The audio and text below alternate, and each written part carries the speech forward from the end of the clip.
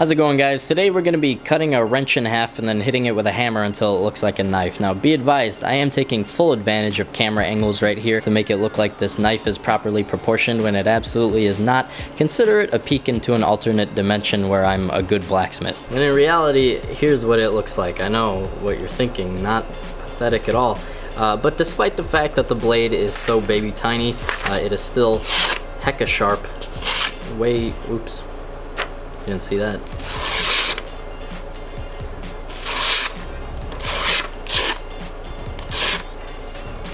I don't even have to stab it in.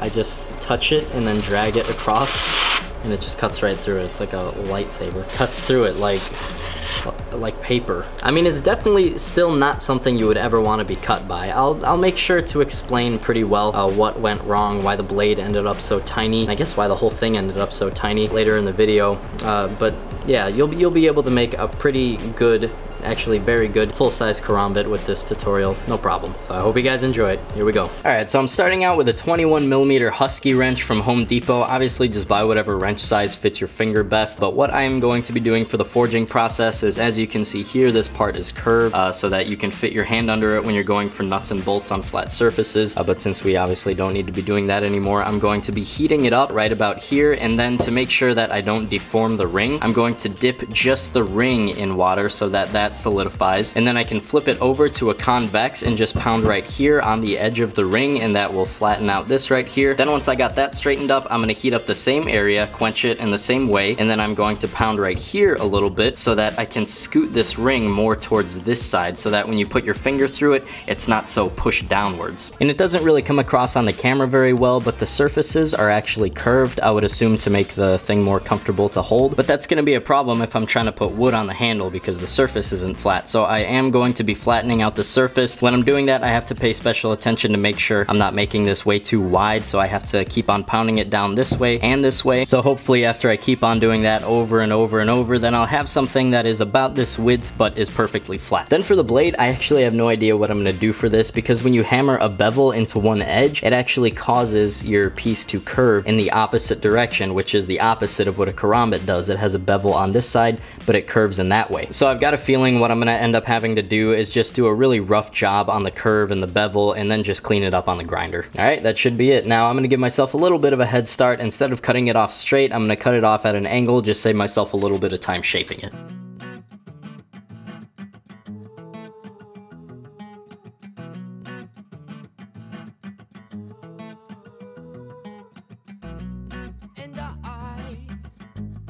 Just wanna get by.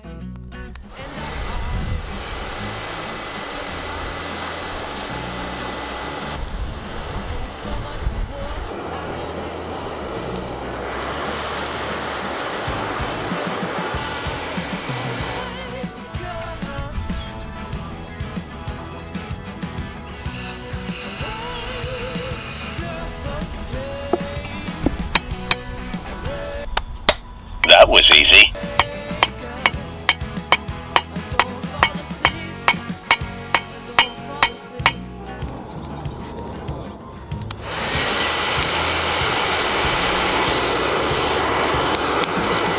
Okay, so as you just saw, right after I did that initial straightening of the ring, I then realized that that was a lot easier than I thought it was going to be, so I tried to go ahead and go for that next angling of the ring so that, you know, your finger wouldn't get pushed down so far. But when I did that, that accidentally sort of deformed the ring, so I'm going to try to see if I can round the ring back out by hitting directly in the center of it with the ball peen hammer. This is experimental. I have no idea if it's going to work. Cross your fingers.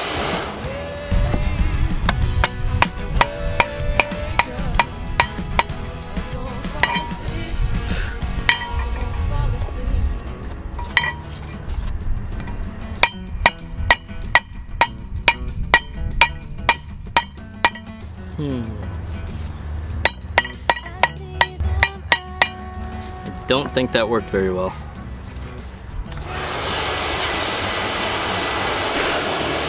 Alright, plan B, I'm gonna try to use this big ol' Allen key to pound through the ring.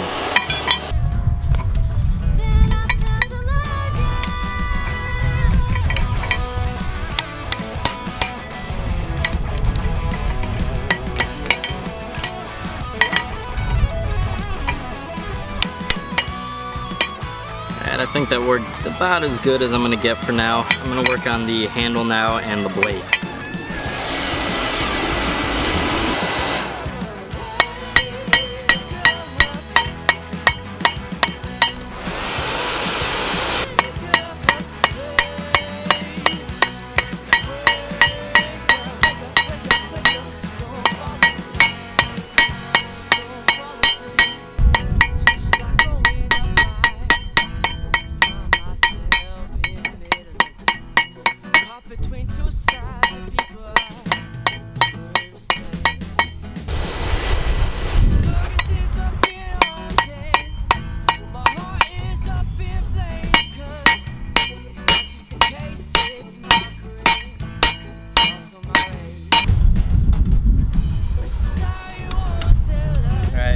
Working on the curve.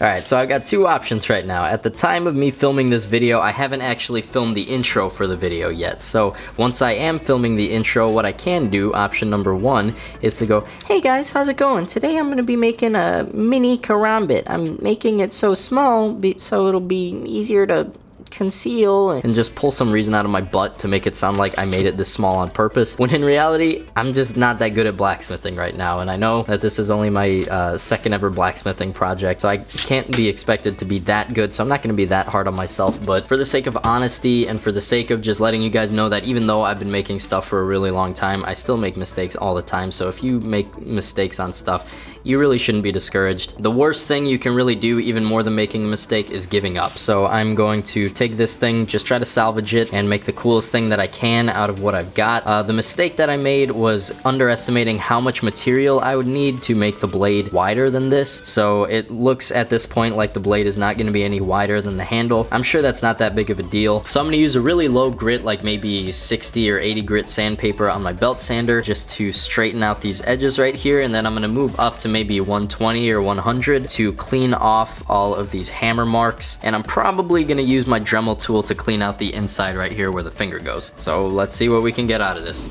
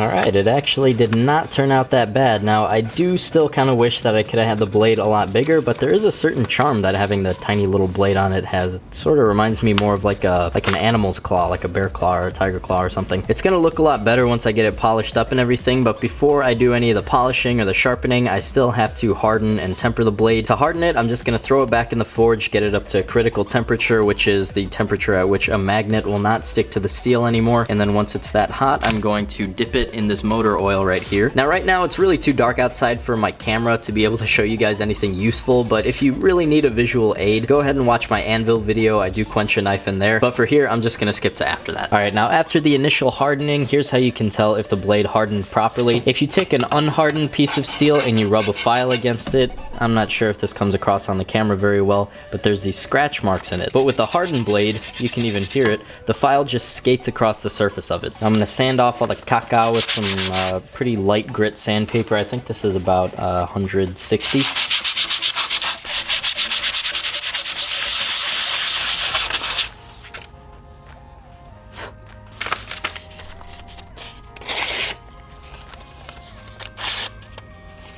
Now I'm going to temper it in this toaster oven at 425 degrees for probably about an hour. A good rule of thumb is when it turns gold.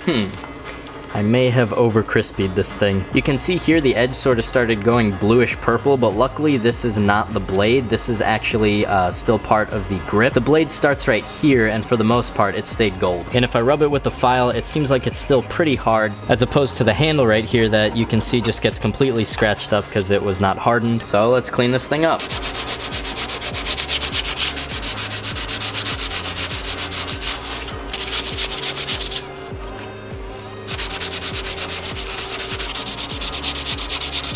Alright, now that I got most of the gold cleaned off, I've got this cup of water, I've got a whetstone, and I've got some dish soap. So I'm going to wet the stone. I'm gonna let it sit for like an hour to let the water soak into it. Now in the present future, I'm going to apply some dish soap to the stone and give it a good old rub. Yeah, boy. And now because the blade is concave, I can't really use the flat part of the stone. I have to use the edge of it. So you're going to angle it and draw it across 3 times. This way 3 times. I'm starting on the rougher side, by the way, so 1, 2, 3, 1, 2, 3, and basically just do this until you die. Then, as I'm sure you can imagine, when you're done here, you flip it over, do it on the other side. Then to fine tune the blade even more, I put some of this 800 grit wet dry sandpaper onto a wooden dowel, and you might have trouble believing this, but I'm going to rub the blade on it. And then finally, I'm gonna strop the blade. I'm just gonna use the other end of this poplar dowel. The only difference between stropping and sharpening is that instead of going in this direction, you're instead going in the opposite direction. Now I'm gonna do some little things on the blade.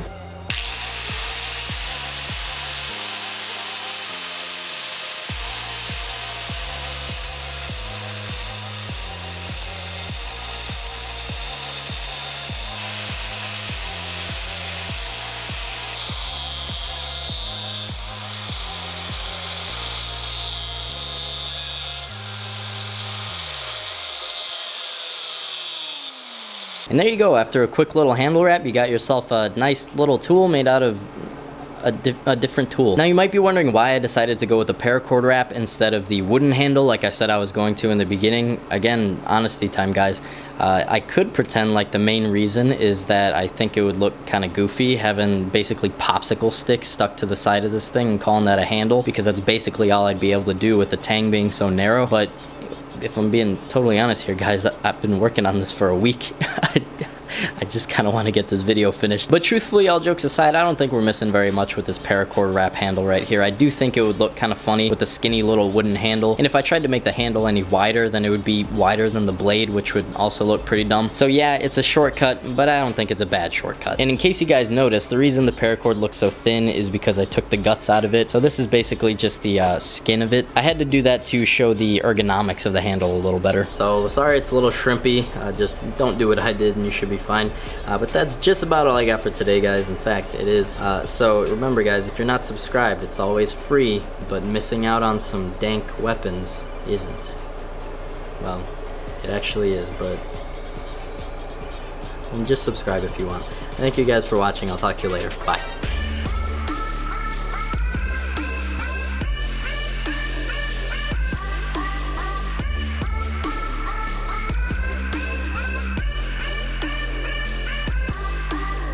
See that?